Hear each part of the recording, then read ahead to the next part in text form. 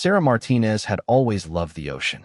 Growing up in San Diego, she spent countless hours watching the waves crash against the rocky shores near her home.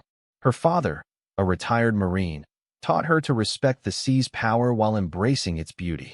By age 25, Sarah had become an experienced marine biologist, dedicating her life to studying dolphin behavior patterns along the California coast. On that crisp October morning, Sarah prepared for what should have been a routine research expedition. She checked her equipment twice, ensuring her underwater cameras, GPS tracker, and emergency beacon were all functioning properly. The beacon, a small orange device no bigger than a smartphone, was her lifeline. Her research supervisor, Dr. James Wilson, insisted all solo researchers carry one during ocean expeditions. Remember, Sarah, if anything goes wrong out there, that beacon could save your life, Dr. Wilson reminded her as she loaded her gear into the small research vessel. The 20-foot boat, named Deep Explorer, had been her trusted companion for over 2 years of coastal research. Sarah smiled confidently. "I'll be fine, Dr. Wilson. I'm just tracking the dolphin pod we tagged last month. Should be back by sunset." She started the engine and waved goodbye to her mentor, who stood watching from the dock with concern etched across his weathered face. The morning sun painted the Pacific Ocean in brilliant shades of gold and blue as Sarah navigated toward the coordinates where the dolphin pod was last spotted. About 15 miles offshore, she cut the engine and began setting up her underwater monitoring equipment. The dolphins appeared right on schedule, their sleek bodies cutting through the water with graceful precision. For 3 hours, Sarah documented their feeding patterns and social interactions. Her underwater cameras captured fascinating footage of the pod's hunting techniques. She was so absorbed in her work that she barely noticed the dark clouds gathering on the horizon. When she finally looked up from her equipment, the sky had transformed from clear blue to an ominous gray. The weather report that morning had predicted calm seas with light winds. However, the Pacific Ocean was known for its sudden mood changes, and Sarah found herself facing an unexpected storm system moving in fast from the west. She quickly secured her equipment and started the engine, hoping to reach shore before the worst of the weather arrived. 20 minutes into her return journey, the first massive wave crashed over the bow of her boat. The Deep Explorer, designed for coastal research rather than rough seas, struggled against the increasingly violent swells. Rain began pelting down in thick sheets, making visibility nearly impossible. Sarah gripped the steering wheel tightly, fighting to keep the boat pointed toward shore. Then, disaster struck. A rogue wave, easily twice the size of the others, slammed into the port side of her vessel. The impact threw Sarah against the control panel, and she felt a sharp pain shoot through her left shoulder. More critically, the wave's force cracked the hull near the waterline. Within minutes, water began pouring into the boat's cabin. Sarah worked frantically with the manual bilge pump, but the incoming water was overwhelming her efforts. She grabbed her emergency radio and tried to contact the Coast Guard, but the storm was interfering with the signal.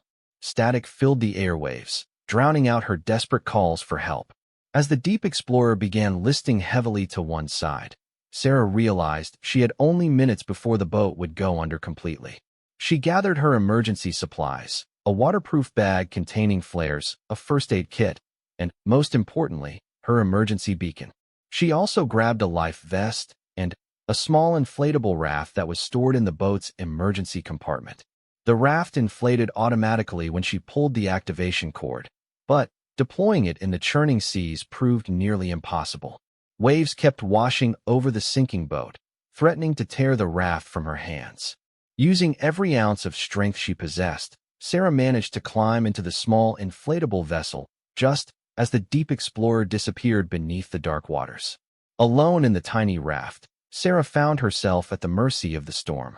Waves tossed her around like a toy, and the constant motion made her violently seasick. She activated her emergency beacon immediately, praying that someone would detect the signal despite the severe weather conditions. The device began transmitting her exact GPS coordinates every few minutes, sending out a digital cry for help across the vast ocean. Hours passed with no sign of rescue. The storm continued its relentless assault, and Sarah's small raft was pushed further and further from shore. She rationed her emergency water supply and tried to stay calm, remembering her father's lessons about survival. Panic kills faster than any enemy, he used to say during their camping trips in the mountains. As night fell, the temperature dropped significantly. Sarah's wet clothes offered little protection against the cold Pacific air. She curled up in the bottom of the raft, covering herself with the emergency blanket from her survival kit. The beacon continued its steady transmission, its small LED light blinking hopefully in the darkness. Back on shore, Dr. Wilson had grown increasingly worried when Sarah failed to return by sunset. He contacted the Coast Guard immediately, reporting her overdue status and providing them with details about her planned route. The Coast Guard launched a search operation, but the severe weather conditions made aerial reconnaissance impossible and forced their vessels to remain in port. We'll begin a full search pattern as soon as weather conditions improve, Coast Guard Captain Rebecca Torres assured Dr. Wilson over the phone. If she activated her emergency beacon, we'll find her. Those devices are incredibly reliable, even in severe weather. Unknown to the Coast Guard, however, Sarah's beacon signal was being monitored by more than just civilian rescue services. 40 miles north of Sarah's position, the USS Hampton, a Los Angeles-class nuclear submarine, was conducting routine training exercises when their communications officer detected an unusual signal pattern. Lieutenant Commander Marcus Rodriguez, the submarine's executive officer, was reviewing the day's training results when Petty Officer First Class Jennifer Hayes approached him with a puzzled expression. "Sir, we're picking up what appears to be a civilian emergency beacon transmission. The signal is weak and intermittent, but it's definitely a distress call." Rodriguez studied the sonar readings and signal analysis Hayes had prepared. The beacon was transmitting from a position well outside normal shipping lanes, in an area where small boats rarely ventured, especially during severe weather. "How long have we been tracking this signal?" he asked. "About 6 hours, sir. The transmission pattern matches standard emergency beacon protocols, but the location is unusual. Based on the signal strength and our current position, I estimate the source is approximately 30 miles southeast of our current location." Rodriguez made a decision that would prove crucial to Sarah's survival. "Contact the Coast Guard and report what we've detected. Then, plot a course toward the signal. If there's someone out there in this weather, they're going to need help fast." The USS Hampton changed course, moving silently through the turbulent waters toward the source of the beacon transmission. Meanwhile, Sarah continued her lonely vigil in the life raft, unaware that help was already on the way. The storm showed no signs of abating, and, with each passing hour, her situation became more desperate. She tried to stay awake, knowing that hypothermia could set in if she lost consciousness. The emergency beacon continued its vital work, sending out its electronic distress call into the darkness. Sarah had no way of knowing whether anyone was receiving the signal or if rescue teams were even looking for her. All she could do was hold on and hope that someone, somewhere, was listening. The USS Hampton cut through the dark waters with mechanical precision, its powerful sonar array scanning the churning seas for any trace of the emergency beacon's source. Lieutenant Commander Rodriguez stood in the submarine's command center, monitoring their progress toward the distress signal. The storm above created a chaotic acoustic environment that made precise navigation challenging, even for a nuclear submarine. "Signal strength is increasing, sir," reported Petty Officer Hayes, her eyes focused intently on the electronic displays. "We're definitely closing in on the source. Based on current readings, I estimate we're within 5 miles of the transmission point." Rodriguez nodded, his mind already formulating a rescue plan. The Hampton's crew included a detachment of Navy SEALs who were aboard for the training exercises. If the beacon signal was coming from someone stranded in the water, those elite operators would be the best hope for a successful rescue in such dangerous conditions. He activated the submarine's internal communication system. "This is the XO. I need the SEAL team commander to report to the command center immediately. We have a potential rescue situation developing." Within minutes, Lieutenant Commander Derek Sullivan appeared in the command center. Sullivan was a 15-year veteran of the Navy SEALs, having completed multiple deployments in both Iraq and Afghanistan.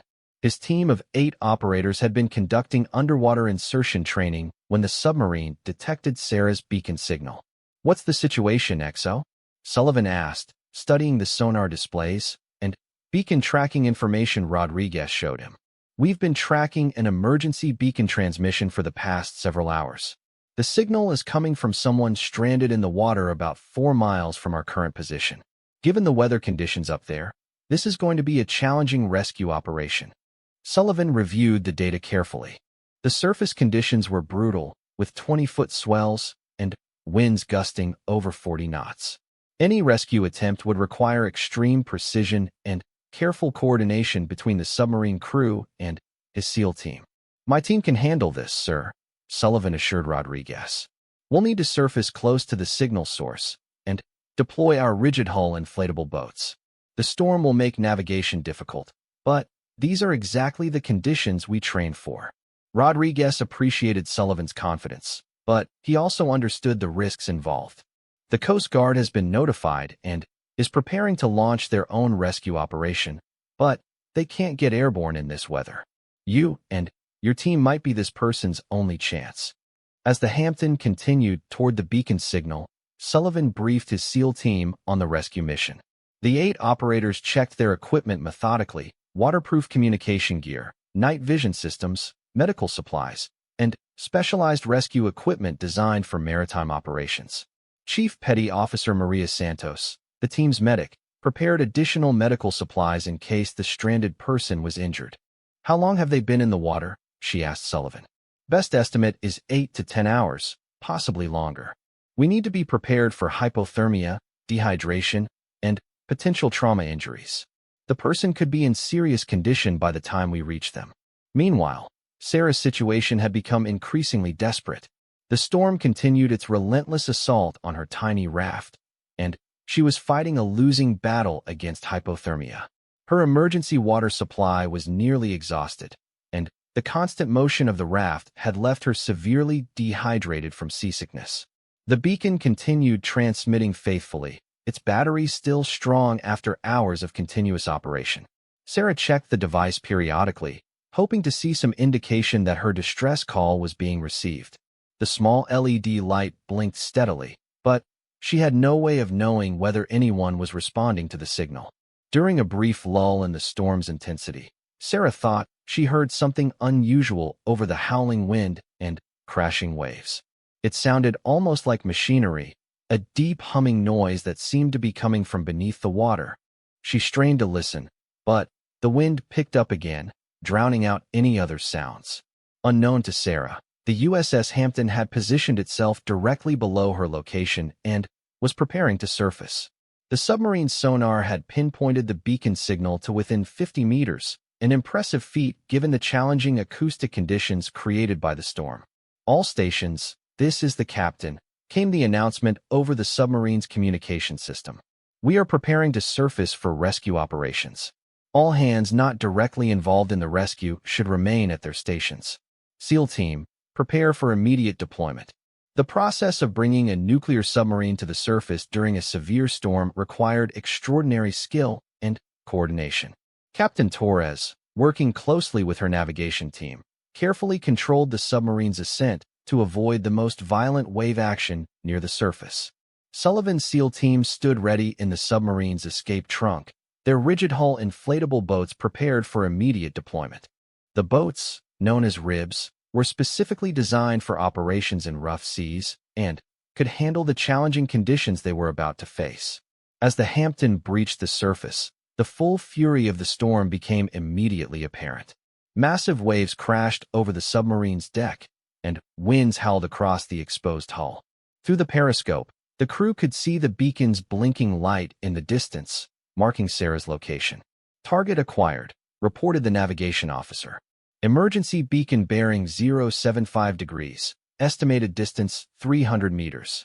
Sullivan's team wasted no time launching their rescue operation. The first RHIB entered the water with 4 SEALs aboard, including Sullivan himself. The second boat followed immediately, carrying Chief Santos and 3 additional operators. Both boats were equipped with powerful searchlights and sophisticated GPS navigation systems. The journey to Sarah's location took nearly 20 minutes as the SEAL teams fought against the massive waves and fierce winds. Their boats climbed over towering swells and crashed down into deep troughs, testing both the vessel's capabilities and the operator's seamanship skills. Sarah heard the boat's engines before she saw their lights. At first, she thought she might be hallucinating from dehydration and exhaustion. The sound grew louder, however, and suddenly, she could see powerful searchlights cutting through the darkness and rain. "Over here," she shouted, waving her arms frantically above her head. "Help me. I'm here." The lead RHIB spotted Sarah's orange life raft and immediately changed course toward her position. Sullivan used his night vision goggles to assess the situation as they approached. The civilian appeared to be conscious and responsive, which was encouraging given the length of time she had been stranded. "This is SEAL Team Leader to Hampton," Sullivan reported over his radio. "We have visual contact with the survivor. One person in a life raft appears conscious and alert. Beginning rescue approach now." Bringing the RHIB alongside Sarah's life raft in the violent seas required exceptional boat handling skills. The waves threatened to dash the two small craft together, which could have catastrophic results. Sullivan's boat operator, Petty Officer Second Class James Wright, used every bit of his training and experience to maintain position next to the raft. "Ma'am, we're United States Navy SEALs," Sullivan called out to Sarah over the wind. "We're here to get you out of this. Can you tell me your name and if you're injured?" "Sarah Martinez," she shouted back, relief evident in her voice despite her exhaustion. "Marine biologist. My boat sank in the storm. I think my shoulder might be injured, but I can move around." Chief Santos immediately began assessing Sarah's condition as the SEAL team carefully transferred her from the life raft to their rescue boat.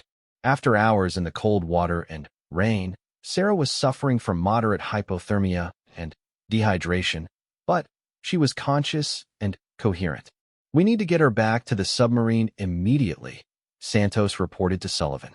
"Her core body temperature is dangerously low, and she needs warm fluids and medical attention." The return trip to the Hampton proved just as challenging as the initial rescue approach. Sarah, wrapped in thermal blankets and secured in the ribs cabin, remained conscious throughout the journey back to the submarine. The SEAL team's professional competence and calm demeanor helped reassure her that her ordeal was finally coming to an end. As the rescue boats approached the submarine, the Hampton's crew prepared to receive the survivor. The submarine's medical officer, Lieutenant Dr. Amanda Foster, had already set up the sick bay with warming blankets for fluids and monitoring equipment to treat hypothermia. Getting Sarah from the RHIB onto the submarine's deck in the stormy conditions required careful coordination between the boat crew and the submarine's deck personnel.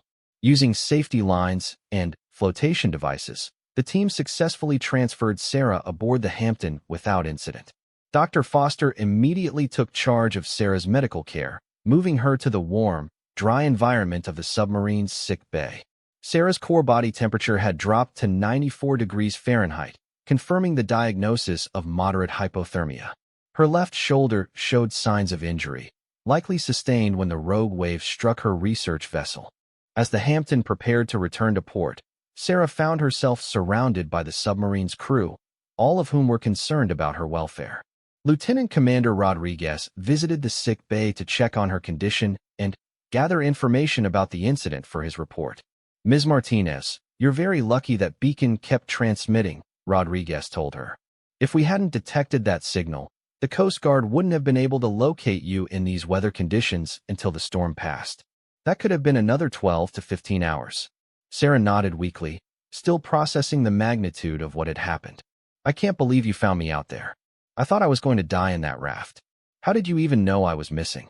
Rodriguez explained how the submarine had detected her beacon transmission during their training exercises and how Sullivan's SEAL team had volunteered to attempt the rescue despite the dangerous conditions. Sarah was amazed to learn that her rescue had been accomplished by some of the military's most elite operators. As the submarine headed toward San Diego Naval Base, Sarah received medical treatment and began the process of recovery from her traumatic experience. The beacon that had saved her life sat on the sick bay's counter. its LED lights still blinking faithfully even though its job was done. The USS Hampton arrived at San Diego Naval Base 18 hours after rescuing Sarah from the storm-tossed Pacific. As the submarine surfaced in the calm waters of the harbor, Sarah felt overwhelming relief at seeing the familiar lights of her hometown spreading across the shoreline. Dr. Foster had monitored her condition throughout the journey, and Sarah's body temperature had returned to normal levels. An ambulance waited at the dock to transport Sarah to Balboa Naval Medical Center for additional evaluation and treatment. Dr. Wilson stood nearby, his face showing the strain of a sleepless night spent coordinating with Coast Guard search teams and waiting for news of his missing researcher. "Sarah, thank God you're safe," Dr. Wilson said as the medical team helped her onto the pier. "When the storm hit, and you didn't return, I feared the worst. The whole marine biology department has been worried sick about you." Sarah smiled weakly, still feeling the effects of her ordeal. "I'm okay, Dr. Wilson. These Navy personnel saved my life. If they hadn't found my beacon signal, I never would have made it through the night." Lieutenant Commander Sullivan approached Sarah before the ambulance departed. "Ms. Martinez, my team, and I are just glad we were in the right place at the right time. That beacon of yours worked perfectly. Without it, finding you in those conditions would have been nearly impossible." "I don't know how to thank you and your team," Sarah replied, her voice filled with emotion. "You risked your lives to save someone you didn't even know. I'll never forget what you did for me." Sullivan shook his head modestly. "Ma'am, this is what we trained for. Every member of my team volunteered for this mission because it was the right thing to do. We're just honored that we could help bring you home safely." At the hospital, doctors confirmed that Sarah had suffered a dislocated shoulder during the storm, but otherwise had no serious injuries. The hypothermia and dehydration had been successfully treated aboard the submarine, and she was expected to make a complete recovery within a few days. News of the dramatic rescue quickly spread throughout the San Diego maritime community. Local television stations picked up the story, and Sarah found herself thrust into the spotlight as reporters wanted to interview the marine biologist who had been saved by Navy SEALs during the storm. "I was out there conducting research on dolphin behavior when the weather turned bad suddenly," Sarah explained to Channel 8 News reporter Jennifer Walsh. "My boat started taking on water, and I had to abandon it. If I hadn't activated my emergency beacon, and if those Navy personnel hadn't detected the signal, I wouldn't be here today." The story resonated with maritime professionals throughout Southern California. Captain Torres of the Coast Guard held a press conference to discuss the rescue and emphasized the importance of emergency beacons for anyone venturing into ocean waters. "This rescue demonstrates why we always recommend that recreational boaters and research personnel carry properly functioning emergency beacons," Captain Torres explained to the assembled media. Ms. Martinez did everything right in an emergency situation. She activated her beacon immediately and followed proper survival protocols until rescue arrived. Dr. Wilson used the incident as a teaching moment for his marine biology students at UC San Diego. "Sarah's experience illustrates why we never take safety protocols lightly in marine research," he told his oceanography class. "The ocean is an unpredictable environment, and even experienced researchers can find themselves in life-threatening situations." 3 weeks after her rescue, Sarah had recovered sufficiently to return to work. She found that her experience had given her a new perspective on her research and a deeper appreciation for the ocean's power. The Marine Biology Department had implemented additional safety measures, including mandatory beacon checks before every expedition and enhanced weather monitoring protocols. Sarah decided to visit the submarine base to personally thank the crew members who had saved her life. Lieutenant Commander Rodriguez gave her a tour of the USS Hampton, explaining how the submarine's sophisticated sonar and communication systems had detected her beacon transmission during the storm. "Your signal was actually quite weak by the time it reached us," Rodriguez explained as they stood in the submarine's command center. "The storm was interfering with radio communications, but our equipment is designed to detect even faint distress signals." Petty Officer Hayes deserves credit for recognizing the beacon pattern and bringing it to my attention. Sarah met with Hayes and thanked her personally for the alert work that had initiated her rescue. "I had no idea that submarines could detect emergency beacons," Sarah told Hayes. I thought only the Coast Guard and search aircraft monitored those frequencies. Hayes explained that all Navy vessels are equipped to monitor emergency frequencies as part of their standard operating procedures. We maintain watch on distress frequencies 24 hours a day, 7 days a week, Hayes said. It's part of our responsibility to assist mariners in distress whenever possible. Sullivan's SEAL team had returned to their regular training schedule, but they gathered to meet with Sarah and share details about the rescue operation. Chief Santos showed Sarah photographs of the storm conditions they had encountered during the rescue, and Sarah was amazed at the size of the waves the SEALs had navigated to reach her. I had no idea the conditions were that severe when you found me, Sarah said, studying the dramatic photographs. I was so focused on staying conscious and warm that I couldn't really assess how dangerous the rescue operation was for your team. Chief Santos smiled. That's exactly how it should be, ma'am. Our job was to get to you safely and get you back to the submarine. Your job was to stay alive until we arrived. Everyone did their part perfectly. Sarah's rescue story became a case study used in Coast Guard training programs to demonstrate the effectiveness of emergency beacons and inter-service cooperation during rescue operations. The incident highlighted how military vessels conducting routine training exercises could play crucial roles in civilian rescue missions. The emergency beacon manufacturer, ACR Electronics, featured Sarah's story in their safety campaign materials. The company's vice president for marketing, Robert Chen, contacted Sarah to discuss her experience with their emergency beacon technology. Ms. Martinez, your rescue demonstrates exactly why we design our beacons to continue transmitting for extended periods in severe weather conditions, Chen explained during a phone conversation. The beacon you carried operated flawlessly for over 12 hours in conditions that would challenge any electronic device. Sarah became an advocate for maritime safety education, speaking to recreational boating groups and marine research organizations about the importance of proper emergency equipment. She emphasized that her rescue had been successful because of careful preparation, quality equipment, and the dedication of military personnel who went beyond their normal duties to save a life.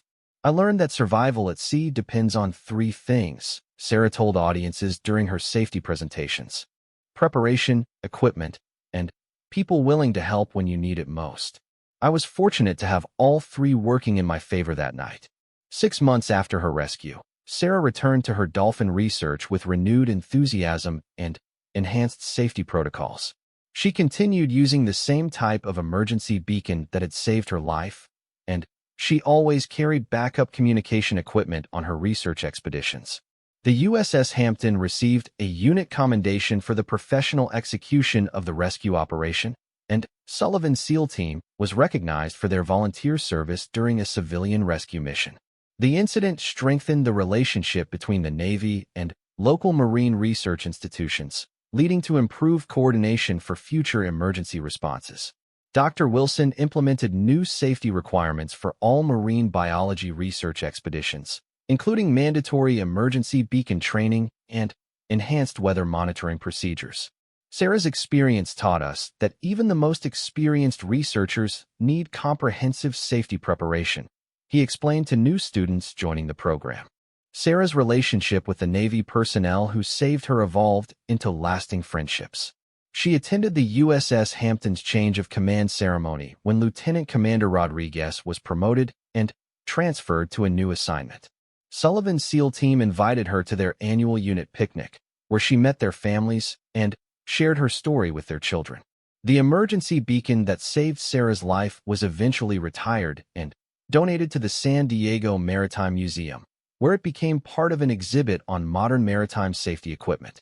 A plaque beside the display tells the story of Sarah's rescue and emphasizes the importance of emergency preparedness for anyone who ventures onto the ocean. Years later, Sarah still maintains contact with many of the people who played roles in her rescue. She sends annual holiday cards to the Hampton crew and Sullivan's SEAL team, updating them on her continued research work and thanking them once again for their life-saving actions during that stormy October night. Sarah's story serves as a powerful reminder that even in the vast expanse of the Pacific Ocean, help can arrive from unexpected sources when proper safety procedures are followed. Her rescue demonstrates the effectiveness of emergency beacon technology and the dedication of military personnel who consider rescue operations an essential part of their service to others. The legacy of Sarah's rescue continues to influence maritime safety practices and emergency response procedures throughout Southern California. Her experience proves that survival stories at sea depend not just on individual preparation and courage, but also on the willingness of others to risk their own safety to help someone in distress. The combination of technology, training, and human compassion created the circumstances that brought Sarah Martinez home safely from what could have been her final research expedition.